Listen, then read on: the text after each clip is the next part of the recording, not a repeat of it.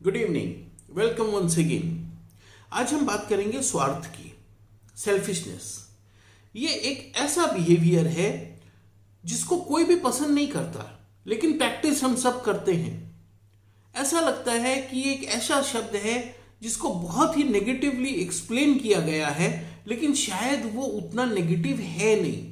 जब भी ऐसा होता है हमारी लाइफ में, जब भी कोई फंडामेंटल रिक्वायरमेंट की हमारी बात आती है और उसको बहुत ही नेगेटिवली अगर एक्सप्लेन किया हुआ है और हम उसको जब यूज करते हैं, प्रैक्टिस में जब हम लाते हैं, तो हमारे अंदर एक गिल्ट, हमारे अंदर एक अपराध बोध का हमको बोध होता है, एक अपराध भावना हमारे अंदर आती है कि मैं तो ये बड़ा गलत काम कर रहा हूं। लेकिन वो काम जरूरी है, वो काम फंडामेंटल हमारी रिक्वायरमेंट को पूरा करने के लिए जरूरी है, तो हमको करना ही पड़ेगा। आज देखिए, स्वार्थ एक ये ऐसा टॉपिक है कि जिसके ऊपर अगर आप डिस्कशन शुरू कीजिए तो वो डिस्कशन कभी भी मुकम्मल नहीं होगा। वो डिस्कशन हमेशा या तो लांछन लगाने में, या एक दूसरे की टांग खींचने में, या कहीं ना कहीं एक बहुत बड़ी बहस में तब्दील हो जाएगा और खत्म हो जाएगा। उसका कोई नतीजा नहीं निकलेगा, क्योंकि कोई भी नहीं चाहता इस शब्द को लेना, हर कोई इसको दूर फेंकना चाहता है। तो आखिर में इस शब्द का एक्सप्लेनेशन होगा कैसे? एक बात ध्यान देने की है यहाँ कि ये स्वार्थ जिसको सब लोग दूर फेंकते हैं, लेकिन अनजाने में दूसरों से छुपाकर सब इसका स्वागत भी करते हैं। मतलब अगर ऑब्जेक्टिवली देखा जाए तो इस स्वार्थ में एक नहीं दो फैक्टर है। मतलब ये स्वार्थ अपने आप में अच्छा भी है और ये स्वार्थ अपने आप में बुरा भी है। जैसे हमारे शरीर में ब्लड प्रेशर है, अगर ब्लड प्रेशर हमारे जरूरत से ज्यादा हो जाए तो नुकसान करता है, लेकिन अगर जरूरत से कम भी हो जाए तो भी नुकसान करता है। स्वार्थ शायद एक ऐसा ही इंग्रेडिएंट है। जब हम बोलते हैं स्वार्थ, तो इसमें दो शब्द हैं, एक स्व और एक अर्थ। स्व माने मैं खुद, अर्थ माने मीनिंग। मतलब वो चीज, वो मीनिंग जो मैं अपने आप को देता हूं, या वो मीनिंग जो मैं अपने आप में देखता हूं। अब एक बात बताइए, इस हिसाब से अगर हम देखें तो स्वार्थ में खुद को अर्थ देना या खुद में अर्थ देखना, अगर कोई इंसान अपने आप में कोई अर्थ ही नहीं देखेगा, अगर मुझे लगेगा मेरे जीवन में कोई अर्थ ही नहीं है, तो क्या ये जीवन चल पाएगा? कितनी कितनी बड़ी बड़ी दुर्घटनाएं हम आज जो सुनते हैं, उनके मूल में यही है। रोगी को यह दिखना बंद हो जाता है कि उसके जीवन का कोई अर्थ है। वो अपने जीवन में जो उसको चाहिए वो अर्थ वो सप्लाई नहीं कर सकता, दे नहीं सक रहा है, इसलिए वो टूट जाता है। तो ये स्वार्थ कैसे बुरा है? अगर ये स्वार्थ हमारा नहीं होता तो क्या हम अपने परिवार को जोड़ के रखते? क्या हम अपने परिवार के भरण पोषण, उनकी खुशियां, उनके सपने, ये जो सारी चीजें हमारी हैं, क्या ये स्वार्थ के बिना पूरी होती? लेकिन हमने इस शब्द को इतना नेगेटिव बना दिया, हम इसको स्व अर्थ, इसको नेगेटिव बना दिया इतना कि हमको इसको देखने से लगता है तो छी छी छी छी छी छी। लेकिन ऐसी छी वाली कोई बात तो है नहीं। यहां क्या है, अर्थ का डिस्ट्रीब्यूशन गड़बड़ हो गया।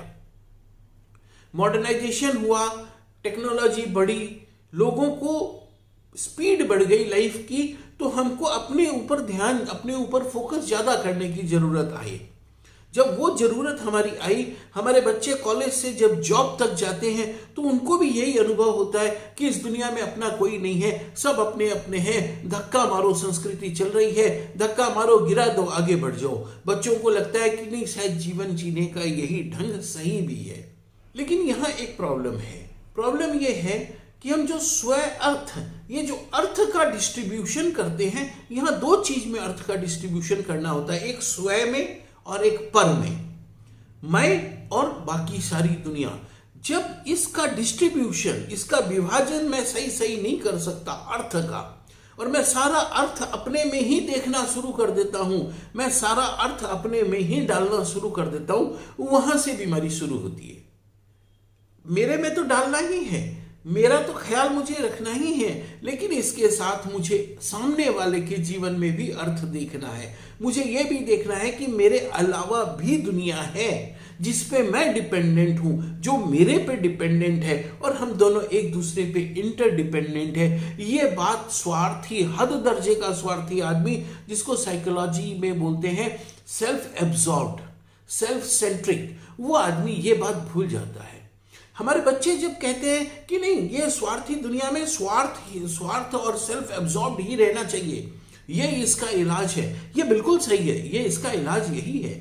लेकिन इसको प्रैक्टिस करते समय इसका दो तरह से रिजल्ट आता है। एक कि हम सामने वाले के लिए हम कैसा व्यवहार करते हैं, उसने मेरे साथ ऐसा व्यवहार किया, मैंने भी उसके साथ ऐसा व्यवहार किया, सही है। लेकिन उस व्यवहार का हमारे ऊपर भी तो एक असर हो रहा है, क्योंकि ये साइकोलॉजी है। इसमें हर तीर में धार इसकी दो तरफ होती है। तो जो स्वार्थ वाला है, सेल्फ एब्जॉर्ब्ड है, जहां स्वयं का इंपॉर्टेंस बहुत ज्यादा है, वहां का असर हमारे ऊपर बहुत बुरा होता है। आज हमको वो चीज ज्यादा डिस्कस करना है। जब हम अपना ही सिर्फ इंपॉर्टेंस समझते हैं, जब हम सारा का सारा ध्यान अपने ही जीवन पे लगाते हैं, हमको दुनिया से कोई मतलब नहीं होता, तो हमारा जीवन जकड़ा जाता है। हमारी लाइफ एक तरह से सफोकेट होने लगती है, क्योंकि हमारे स्वयं का दायरा बहुत छोटा होता है। और स्वयं का दायरा छोटा होने के कारण हम वहां जो अर्थ डालते हैं, उस अर्थ का दायरा भी बहुत छोटा होता है। और एक समय के बाद हमको ऐसा लगने लगता है कि मेरा जीवन जैसा भी है, अच्छा है, सजा हुआ है, अभी मैंने इसको जोड़ जाड़ के रखा है, वो मेरे प्रयास के कारण है, ये हमको लगने लगता है। ये भ्रम है हमारा, जो हमको लगता है कि मेरा सारा दिन इसमें अटेंशन देने के कारण, मेरा सारा दिन और कुछ नहीं करके इस जीवन की रखवाली करने के कारण ये जीवन आज सुरक्षित है हमारा और हम जी पा रहे हैं। ये भ्रम हमारे अंदर जब गहरा बैठने लगता है, वो एक बीमारी का रूप ले लेता है। साइकोलॉजी में इस बीमारी को अलग रूप से कहते हैं ऑब्सेसिव कंपल्सिव डिसऑर्डर। उसमें क्या होता है, जैसे हम बहुत बार सुनते हैं ना, किसी को हाथ धोने की आदत पड़ जाती है, तो हर 5 मिनट, हर 10 मिनट के इंटरवल में वो हाथ धोते रहते हैं। एक्चुअली होता क्या है, उनको ऐसा लगता है कि अगर मैं सफाई रखूंगा और मैं अगर हाथ धोऊंगा तो हाथ धोऊंगा उनके लिए सफाई का प्रतीक है, और उनको ऐसा लगता है कि अगर मैं हाथ धोता रहूंगा, सफाई रखूंगा, तो मेरे हाथ में बैक्टीरिया, वायरस नहीं आएंगे, मैं स्वस्थ रहूंगा। और फिर उनको ऐसा लगता है कि मैं जो स्वस्थ हूं वो इस हाथ धोने के कारण ही हूं। अब क्या होता है, स्वास्थ्य और हाथ धोना डायरेक्टली लिंक हो जाता है। वैसे ही जो ज्यादा स्वार्थी इंसान है, जिसको साइकोलॉजी में मैंने कहा कि सेल्फ एब्जॉर्ब्ड लोग जो हैं, सेल्फ एब्जॉर्ब्ड लोगों को ये एक भ्रांति हो जाती है कि जीवन को अगर मैंने नहीं जकड़ के रखा तो ये जीवन खुल जाएगा, ये जीवन बिखर जाएगा, ये जीवन तबाह हो जाएगा। उनको ऐसा लगता है कि ये जो जीवन मैंने संभाल के रखा हुआ है, मैंने संभाल के रखा हुआ है, इसीलिए ये जीवन संभला हुआ है।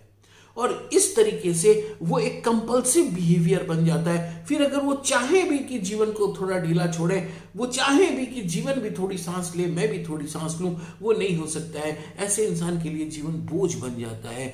वो खुद भी थक जाते हैं ना, हाथ धोते धोते धोते धोते, अगर कंपल्सिव है, उनका बस नहीं चलता है उस पे। लेकिन बस भले ही ना चले, लेकिन हाथ तो गलने लगते हैं ना, तकलीफ तो होती ही है ना। बाकी लोग सब एंजॉय कर रहे हैं और हम बैठ के अगर हाथ ही धोते रहें, अंदर से कितनी तकलीफ होती है, कितनी पीड़ा होती है उस रोगी को भी। वैसे ही ये भी जो सेल्फ एब्जॉर्ब हो जाते हैं, जो एकदम सेल्फ सेंट्रिक हो जाते हैं, उनको अपने अलावा दुनिया में कोई नहीं दिखता, उनका अपना मतलब सिद्ध होना चाहिए। भले ही उनका एक छोटा सा मतलब सिद्ध होने के पीछे सामने वाला कितनी भी बड़ी तकलीफ, सामने वाला कितनी बड़ी जिल्लत से भले गुजरे, उनको दिखता ही नहीं, उनको समझ नहीं आता।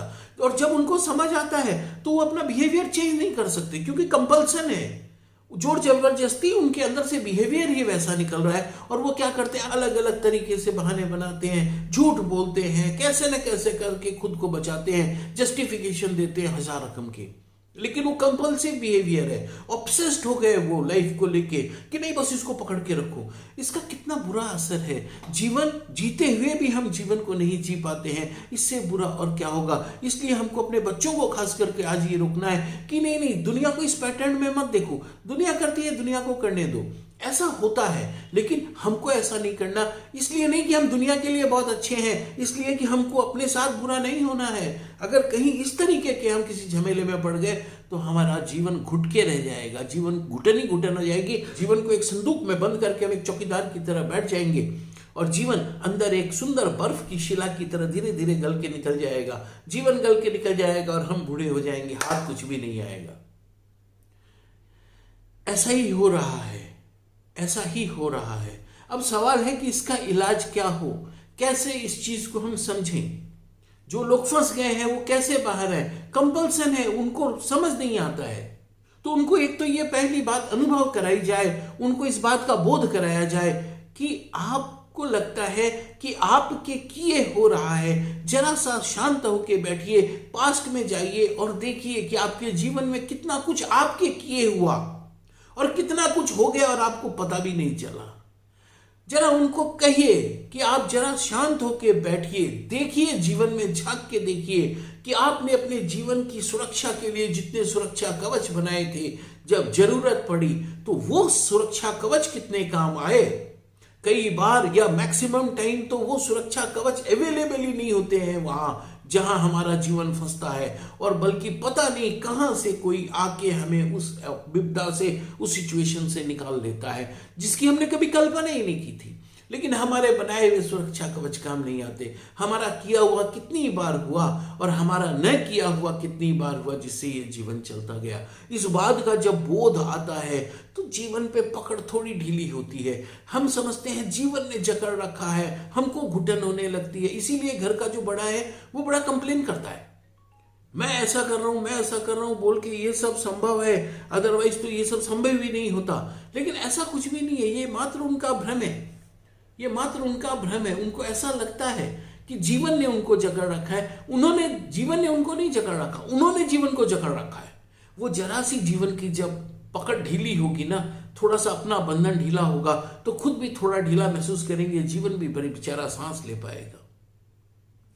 थोड़ा सा दूसरों को भी समझने की कोशिश करें। शुरू में नहीं होगा क्योंकि हमने बहुत साल ऐसा किया नहीं, हमने तो सारी दुनिया खुद में ही देख रखी है ना। लेकिन जब खुद से बाहर धीरे धीरे कदम बढ़ाएंगे, धीरे धीरे खुद को एक्सपोज करेंगे और दूसरी चीजों से, तो धीरे धीरे हमको अच्छा लगने लगेगा। और एक बार जब इंसान को अच्छा लगने लगता है तो फिर उधर जाने की स्पीड अपने आप बढ़ जाती है। यह टॉपिक एक्चुअली बहुत इंपॉर्टेंट है, हमको समझना है। कई बार क्या होता है कि हम स्वार्थ को इतना बुरा मानते हैं कि हम अननेसेसरी, मतलब वो परमार्थी हो जाते हैं, अननेसेसरी। और या फिर कभी अगर हम स्वार्थी होते हुए पकड़े गए तो हमको बड़ा भारी गिल्ट होता है। हालांकि इसमें गिल्ट की कोई बात नहीं है।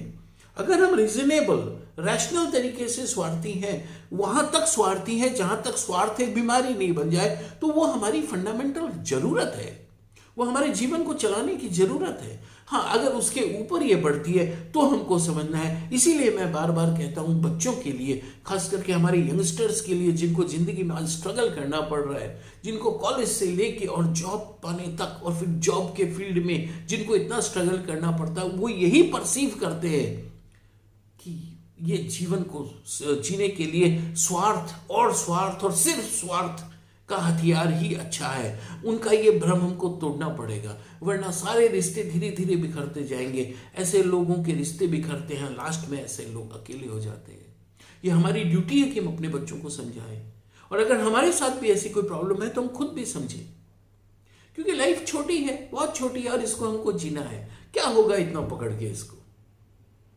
आई होप ये वीडियो आपको अच्छा लगा होगा। अगर अच्छा लगे तो शेयर कीजिएगा, चैनल को सब्सक्राइब कर लीजिएगा, लाइक कर दीजिएगा। Thank you.